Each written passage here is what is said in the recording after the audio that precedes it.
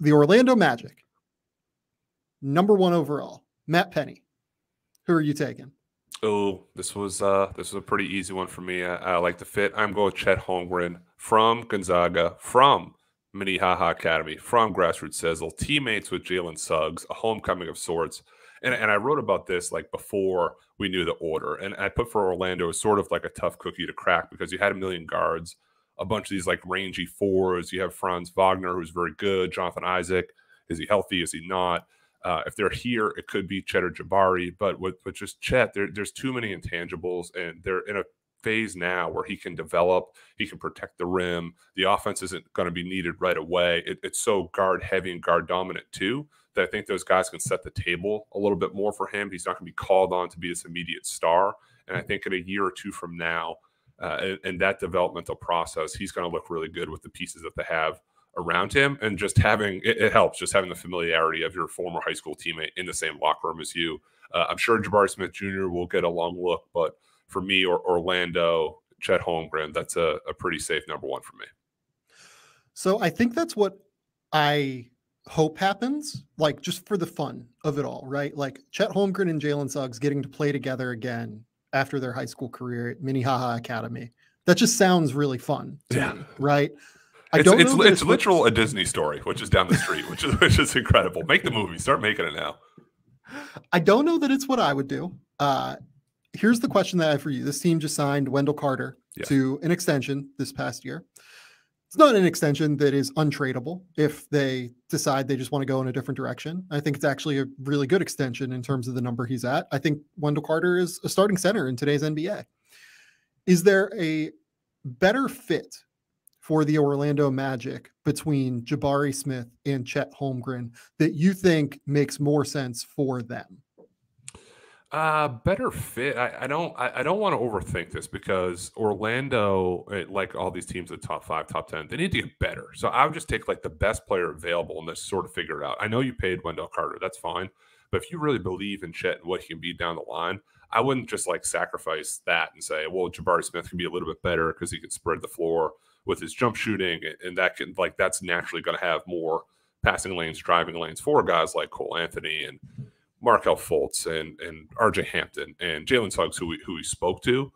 So that's why I'm just really with my feet down 2 feet on Chet Holmgren, because it'll all develop in time. And I know that Jabari Smith might win you 5 or 6 more games in the first season or two, but in 3 years, Chet's going to be the prize of this draft. Yeah, I think there's a real case for that. I like Jabari quite a bit, and we'll talk about him next at #2 with the Oklahoma City Thunder. And I'm going to take Jabari Smith for the Thunder.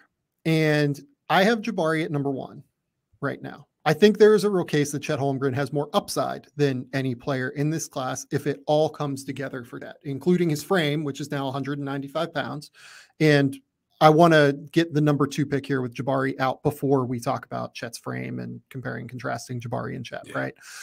The reason that I like Jabari is the thing that has been proven more than anything else in this playoffs is the way that the NBA is going is more toward mobile defenders that can play on the ball and that can switch off the ball and be an impact player in help settings. Jabari Smith is 6'10". He's going to give you a significant marginal advantage in terms of size, playing him at the 4. He's essentially going to be like a closing 5-man size. You look at the teams that are in the Western Conference Finals right now. For instance, Dallas is going to close with Maxi Kleber. Golden State Warriors are going to close with either Draymond Green or Kevon Looney at center. Kevon's a bit longer than Jabari Smith, but he's not that much bigger than Jabari Smith. Jabari's going to be able to play the 4. I think you're going to be able to have a center out there that continues to lock down the paint, and Jabari's going to significantly help you from a rim protection perspective from the weak side, as well as from a floor spacing perspective. I think he's a genuine shot creator getting to his jump shot. He's not a great shot creator going forward toward the rim. He is a legitimate shot creator going back to get to that jumper. He's a 42% three-point shooter as an 18-year-old, 6'10" player. I think he's genuinely the best 6'10" shooter or taller that I've ever evaluated. Guys like this are so easily slottable into playoff situations, into playoff settings, into becoming star players. I really think we might be underrating how high Jabari Smith's ceiling is, because we try to pick apart the questions about his ball handling and about his passing ability, which is fine. It's not great yet, admittedly. But this guy is 18 years old. He's one of the best shooters I've ever evaluated at his size. He's a great mobile defender who is good both on and off the ball. These guys just really work in the NBA playoffs at the end of the day. And that's why I love him for the Oklahoma City Thunder. I like him for the Magic. I like him for basically any situation in the NBA. Yeah, you love some Jabari Smith Jr. I do too. And the good thing about Jabari Smith Jr. is sometimes with guys like, well, if the jump shot isn't falling, what else does he do? Well, he defends. He plays really hard. He can switch. He can hard hedge and guard your point guard a little bit and force him off the ball. And just for the fit with Oklahoma City, let's just play and say Jabari's the guy here. You're building around SGA and Josh Giddey, and there's a lot of good pieces. They need like another dude. And you have Josh Giddey, who's such a creative passer, and the way he's going to set the table for Jabari, I think it'll make life for a lot easier for him too. And Oklahoma City was last in the league in three-point shooting this year. So you have these 17 first-round picks in 5 years. Use one on a shooter. If Jabari Smith Jr. falls to you, that's a pretty dang good piece at number 2, and certainly has a case at number 1. The number one question that will be raised about Chet Holmgren is about the frame, right? Oh, yeah. Yeah. How concerned are you about the frame moving forward? Because I think we have to address it here, right? Like, for the Orlando Magic fans, particularly, that are watching the show, trying to figure out how do we go about evaluating this? Yeah. How does this guy work? How does this create a player work where he has like the attributes of like shot blocking and going off the dribble and this and that? But yeah, he does get pushed around a little bit. And the good thing about Chet is he always gets back up. And it's not one of those things like a schoolyard you push a kid down. No, he gets up and he'll still challenge the rim. He still alters shots. He still makes you think twice. There's enough clips this season, both in conference play and out, when guys drove the lane hard and just kind of turned around, like they did like an end around, like, nope, not going to do this here, and passed it back out. So to have that guy in the middle, there's going to be people hunt him and dunk on him for sure. But he has really good timing. He's really good second jump. So the frame, like, it's only going to get better in time. So he had this incredible block rate and all these wild stats this year. And now just imagine in 2 to 3 years with time, with weight. We just watched an unbelievable series with the Celtics knocking out the Milwaukee Bucks and Giannis Antetokounmpo, and he's just an absolute superhero of a player. And Chet is not Giannis. Let's stop right there. But frame-wise, yes, Giannis had wider shoulders, but he was still 195 pounds or so. Now he's 240 pounds, chiseled out of granite, out of muscle, and that's weight room, that's diet, that's time, and that's going to come. These kids are still really young, and with the right program that he can be in and really focusing on that stuff and not the immediacy to do that right away for Orlando, it's going to come. So that's why I'm investing in him. That, yes, I'm worried about it, but not like I'm not taking him first because of that.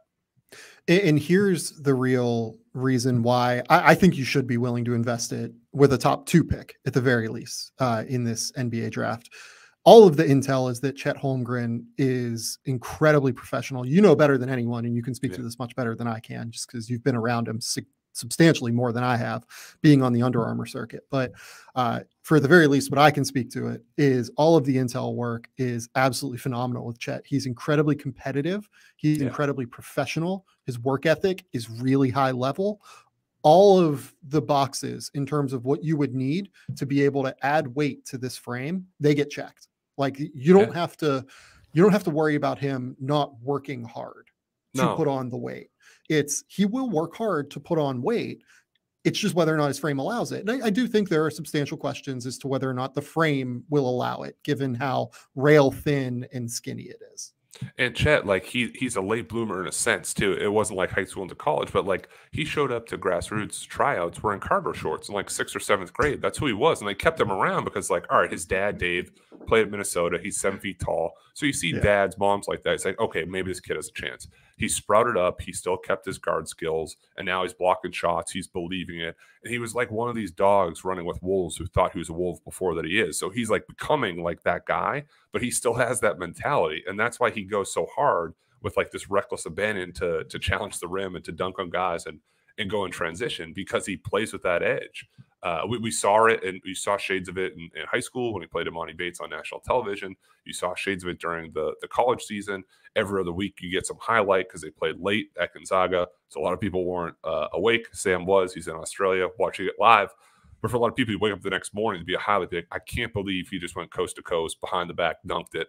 Next time, stole it, intercepted it, hit a three. I mean, announcers are laughing on the air. Like, this is how ridiculous what this guy is doing. So I even think there's more to what we've seen. If you can tighten up the handle, he struggled with physicality of playing Jalen Duren in the NCAA tournament. He struggled with some foul calls. Got 6 fouls in the NBA.